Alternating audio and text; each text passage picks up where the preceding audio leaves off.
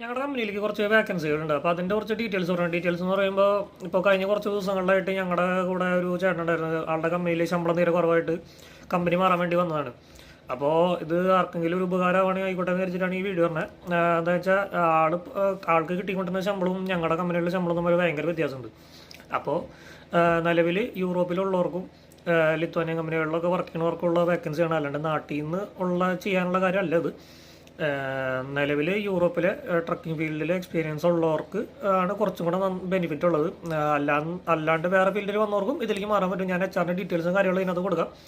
വേറൊരു കമ്പനിയിൽ ഡ്രൈവിംഗ് ഫീൽഡിൽ വർക്ക് ചെയ്യണവരാണെങ്കിൽ അവർക്ക് 85 to 90 പ്ലസ് എക്കോ അങ്ങനെയൊക്കെ പറഞ്ഞ കുറേ ബെനിഫിറ്റുകളൊക്കെ കിട്ടും. 85 to 90 സാലറി എന്ന് പറയുന്നത് അത് നിങ്ങൾ മാനേജറായിട്ട് കമ്മ്യൂണിക്കേറ്റ് ചെയ്ത് അത് എങ്ങനെയാ വെച്ചാൽ ഡീലാക്കണം. അത് ഞാൻ മറ്റുള്ളവർ പറഞ്ഞു കേട്ടിട്ടുള്ള ഒരു അറിവ് വെച്ചിട്ടുള്ള ഇതാണ് പറഞ്ഞത്.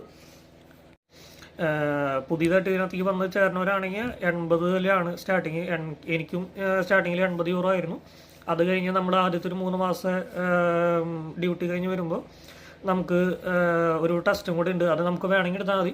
ആ ടെസ്റ്റ് അടിച്ച് നമ്മളതിൽ പാസ്സായാൽ നമുക്ക് 85 യൂറോ സാലറി കിട്ടും. അപ്പോൾ ഞാൻ എൻ്റെ ആദ്യത്തെ 3 മാസം ഷിഫ്റ്റ് കഴിഞ്ഞ് വന്നപ്പോൾ ഞാനത് ടെസ്റ്റ് അടിച്ചു. ടെസ്റ്റ് എന്ന് പറയുമ്പോൾ ഗ്രൗണ്ടിൽ 90 ഡിഗ്രി L, 45 ഡിഗ്രി Y, പിന്നെ റോഡ് ടെസ്റ്റ്, പിന്നെ ടാബിലൊരു എക്സാം, പിന്നെ നമ്മുടെ ഫസ്റ്റ് ഷിഫ്റ്റിൽ നമ്മുടെ പെർഫോമൻസ് നോക്കിയിട്ട് നമ്മുടെ മാനേജർ, നമ്മുടെ കാര്യങ്ങൾ ഡീൽ ചെയ്തുകൊണ്ടിരുന്ന മാനേജർ നമുക്കൊരു സ്കോർ ഇടും. അങ്ങനെ എല്ലാം കൂടെ ചേർത്ത് 35 മാർക്ക് കിട്ടണം. ഗ്രൗണ്ടിലെ ഡ്രൈവിംഗ് ടെസ്റ്റ് നമ്മൾ 7 മിനിറ്റിൽ കംപ്ലീറ്റ് ചെയ്യണം. അതുപോലെ 3 പ്രാവശ്യമാണ് മാക്സിമം ഫ്രണ്ട് എടുക്കാൻ പാടുള്ളൂ. ഓരോ പ്രാവശ്യം ഫ്രണ്ട് എടുക്കുമ്പോഴും നമുക്ക് സ്കോർ ഓരോ പോയിന്റ് ആയിട്ട് കട്ടാവും.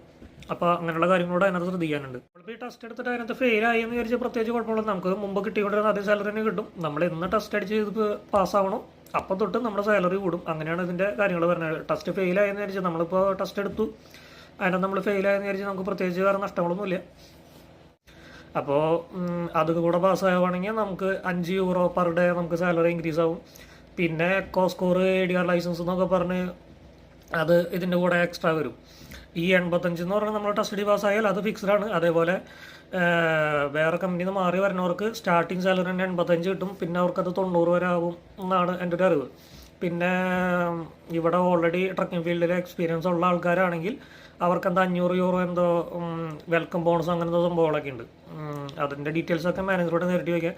ഞാൻ മാനേജറുടെ ഡീറ്റെയിൽസും കാര്യങ്ങളൊക്കെ ഇതിനകത്ത് കൊടുക്കാം. ഇപ്പം നമ്മുടെ കമ്പനിയിൽ ഉള്ള വണ്ടികളെന്ന് പറഞ്ഞാൽ ഡാഫ്, റെനോൾട്ട്, മെഴ്സഡീസിൻ്റെ ആക്ട്രോസ്, അതാണ് നമ്മുടെ കമ്പനിയിൽ ഇപ്പോൾ നിലവിലുള്ള വണ്ടികൾ.